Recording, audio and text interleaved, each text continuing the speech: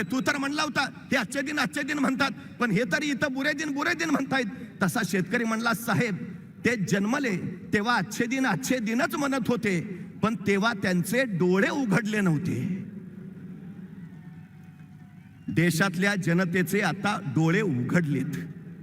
शिवसेना 57 वर्षाची झाली. ही समोर असणारी अथांग गर्दी सांगते, शिवसेना एकच, शिवसेना ठाकरेंचीच, शिवसेना कडवाट स्वाभिमानी निष्ठावंत शिवसैनिकांची. 57 वर्ष याच शिवतीर्थावरून महाराष्ट्र गरजत राहिलाय. आम्ही कुणाच्या वाट्याला जात नाही, पण आमच्याच वाटेवर येऊन कुणी आमच्याशीच वाटमारी करायचा प्रयत्न केला तर त्याच्या वाटेवर जाऊन त्याची वाट लावल्याशिवाय आम्ही आमच्या वाटेवर परतत नाही. हा महाराष्ट्राचा इतिहास आहे.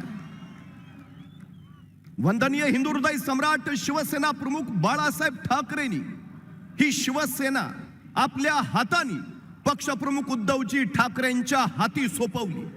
शिवसेना वाढली, बहरली. शिवसेना 57 वर्षाचा महावृक्ष झाला. असंख्य शिवसैनिकांच्या घामातून या महावृक्षाला असंख्य फळं लागली. काही फळं गळून गेली, काही फळं पळून गेली. हा वृक्ष छाटण्याचा अनेकांनी प्रयत्न केला, शिवसेना संपवण्याचा प्रयत्न केला, पण शिवसेना संपली नाही, शिवसेना संपणार नाही. गेली ती फळं, उरली ती घट्ट घट्ट शिवसेनेला मजबूत करणारी मुळं. आणि हे सगळं कशासाठी केलं? यातून कुठला विकास साधलात?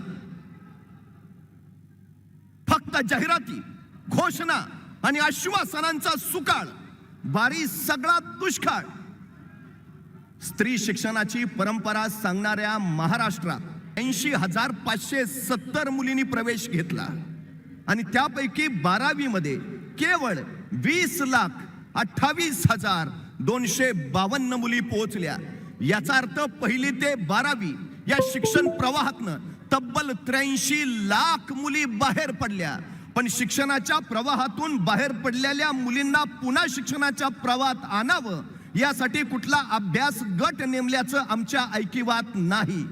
20 पेक्षा कमी पटसंख्या असणाऱ्या शाळा बंद करायचा तुगलकी निर्णय घेतला जातो आहे, पण पटसंख्या कशी वाढवली जाईल यासाठी कुठला अभ्यास गट नेमल्याची नोंद नाही.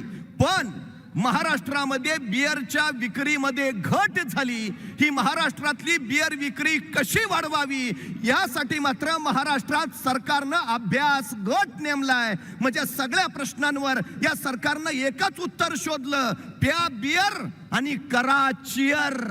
आम्ही कुठं घेऊन चाललो महाराष्ट्र आमचा? ज्या राज्यानं देशाला दिशा दिली त्या राज्याला आम्ही आज कुठल्या दिशेनं घेऊन चाललो आहे?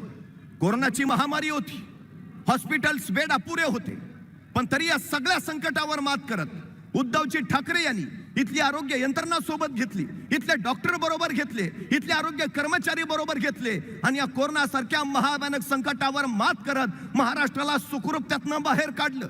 आता कोरोना सारखी महामारी नाही, डॉक्टर्स तेच आहेत, आरोग्य यंत्रणा तीच आहे, कर्मचारी तेच आहेत, तरी नांदेडच्या शासकीय रुग्णालयामध्ये 48 तासात 35 रुग्ण दगावले. छत्रपती संभाजीनगरमध्ये 24 तासात 12 रुग्ण दगावले. नागपूरला तेच, ठाण्यात तेच. हे मृत्यूचं थैमान काय? नेमकं काय बदललंय? बदललं आहे नेतृत्व, बदललं आहे सरकार. तुम्ही उद्धवजी ठाकरेंना मुख्यमंत्री पदावरनं घालवलात, पण कोरोनाच्या काळात उद्धवजी ठाकरेंनी केलेलं कार्य जनतेच्या मनातून कसं घालवणार हा सगळ्यात महत्वाचा प्रश्न आहे. तुम्ही फक्त जाहिराती करा. खरं शासनाचा आज रोज 20 लाख रुपये खर्च आहे जाहिरातीचा. हे जाहिरातीचे पैसे जर औषधाकडे वळवले असते तर शेकडो निरपराध रुग्ण वाचले असते. ही सगळ्यात महत्वाची गोष्ट आहे. आज आमच्या तरुणांची अवस्था काय? बेरोजगारी प्रचंड वाढली आहे. परवा पोलीस भरती झाली, 7,000 जागा, अर्ज आले 6 लाख. 3 शासकीय विभागातल्या भरत्या निघाल्या, अर्ज आले, जागा होत्या 35,000, अर्ज आले 23 लाख.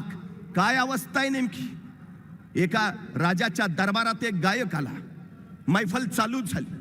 गायकानं गाणं चालू केलं आणि गायकाचं गाणं ऐकून राजा प्रचंड खुश झाला.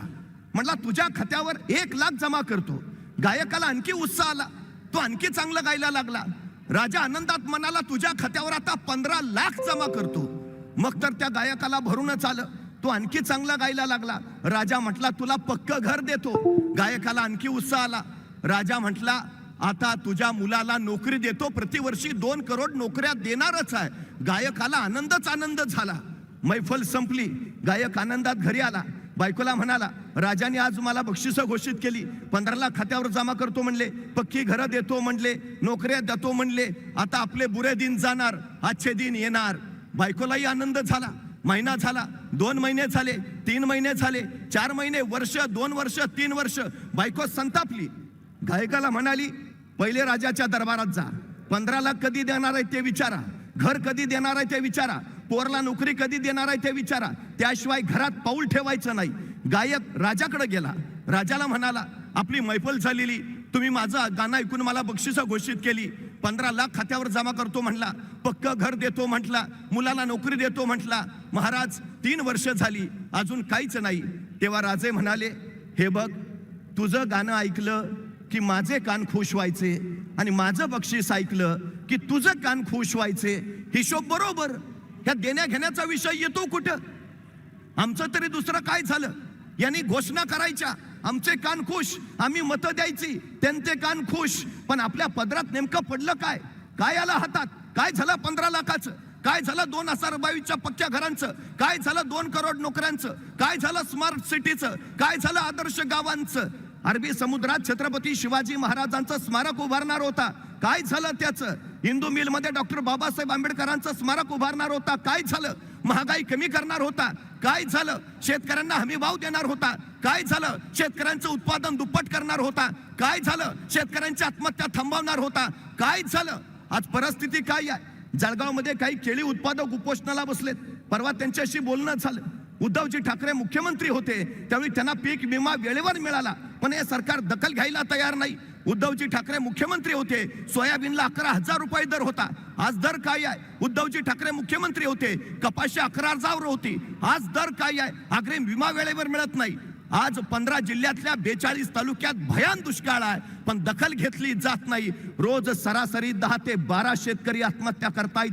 ही इथली परिस्थिती आहे. आज शिवसेना शेतकऱ्यांच्या पाठीशी सत्ता नसतानाही उभा होती आणि सत्ता असताना सुद्धा उभा आहेच. एका शेतकऱ्याच्या घरात एका मांजरीला काही पिलं झाली आणि पिलं जन्माला आल्याबरोबर ती पिलं अच्छे दिन अच्छे दिन अच्छे दिन ओरडायला लागली. त्या शेतकऱ्यालाही कौतुक वाटलं, चर्चा गावभर झाली, माणसं ती पिलं बघायला आली. त्यांच्या जिल्ह्याच्या नेत्यालाही कळालं. तो म्हणला मग आमचे साहेब अच्छे दिन आणणारच आहेत, येणार अच्छे दिन. त्यालाही कौतुक वाटलं, पिलं बघायला तो शेतकऱ्याच्या घरी आला. पण तो सत्ताधारी नेता ज्यावेळी त्या मांजरीच्या पिलाजवळ पोहोचला त्यावेळी ती पिलं ओरडत होती, खराब दिन, बुरे दिन, खराब दिन, बुरे दिन. नेता संतापला. शेतकऱ्याला विचारलं, अरे तू तर म्हणला होता हे अच्छे दिन म्हणतात, पण हे तरी इथं बुरे दिन म्हणतायत. तसा शेतकरी म्हणला, साहेब ते जन्मले तेव्हा अच्छे दिनच म्हणत होते, पण तेव्हा त्यांचे डोळे उघडले नव्हते. देशातल्या जनतेचे आता डोळे उघडलेत, चांगले उघडलेत. जनता आता बोलू लागलीये. तुम्ही रातोरात पक्ष फोडता, पहाटे शपथविधी करता. सर्वोच्च न्यायालयाच्या निकालानुसार राज्यपालांनी घेतलेले निर्णय चुकीचे, पक्ष प्रतोदांची निवड चुकीची, गटनेत्यांची निवड चुकीची, तरी हर तऱ्हेने तुम्ही सरकार टिकवता. तुम्ही जर सरकार टिकवता तर मराठा समाजाला टिकणारं आरक्षण द्यायला तुम्हाला कठीण काय आहे? तुम्ही महाशक्ती आहे ना. तुम्ही म्हटला होता सत्तेत आलो की 1 आठवड्यात धनगरांना आरक्षण देतो. तुम्ही म्हटला होता सत्तेत आलो की 3 महिन्यात मराठ्यांना आरक्षण देतो. तुम्ही म्हटला होता सत्तेत आला की महिन्यात आदिवासींचे प्रश्न संपवतो, ओबीसींचे प्रश्न संपवतो. काय झालं त्याचं? काय केलं? शिवसेना कायम पाठीशी उभा आहे, पहिल्यापासून उभा आहे. आम्ही कायम हे लक्षात घेतलं पाहिजे. तुमची जाहिरात आहे ना, निर्णय वेगवान, शासन गतिमान. मग आता घ्या ना निर्णय. अडचण काय आहे? जनतेला कळू चुकलंय. पण आपण एक गोष्ट लक्षात घ्यायला हवी. नांदेडमध्ये शुभम पवार नावाच्या तरुणानं आत्महत्या केली.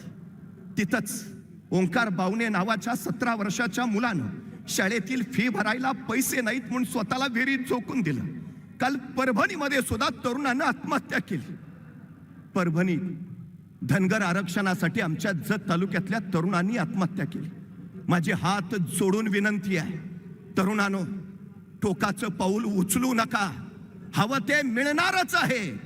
धीर सोडू नका. हा छत्रपती शिवाजी महाराजांचा लढवय्या महाराष्ट्रात रुमन बाजूला टाकून पोलादी मनगटाने दिल्लीच्या तख्ताला धडका देणारा महाराष्ट्र आहे. चिनाबच्या पलाड जाऊन अब्दालीच्या पोरांच्या नांग्या ठेचणारे हा महाराष्ट्र आहे. मृत्यूच्या कराल दाडेत बडेंगे बचेंगे तो और भी लढेंगे असं गरजात उत्तरे थैमान घालणारा हा महाराष्ट्र आहे. मरहट्टा हूं, मारूंगा तो चढकर मारूंगा असं कडाडत पानिपतावर गरजणारा हा महाराष्ट्र आहे. या महाराष्ट्राच्या पाठीशी शिवसेना आहे. शिवसेना म्हणजे महाराष्ट्र आहे. उद्धवजी ठाकरे त्या जिद्दीनं उभा राहिलेत. तुम्ही किती हल्ले करा, काही करा, पुरंदरच्या तहात शिवाजी महाराजांना 23 किल्ले द्यावे लागले. आतापर्यंत कमावलेलं सगळं गेलं. उरले होते फक्त 16 छोटे मोठे किल्ले.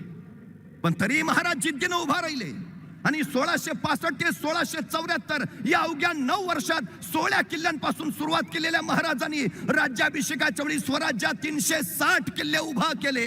अवघ्या 9 वर्षात 344 किल्ले जिंकले. आपण शिवछत्रपतींचे मावळे आहोत. आपण शिवसैनिक म्हणून आहोत. उभा राहायचंय परत. उद्धवजी ठाकरे त्या जिद्दीनं उभा आहेत. त्या जिद्दीनं 40 गेलेत.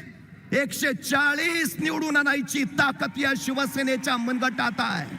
आता सज्ज व्हा, बोला छत्रपती शिवाजी महाराज की.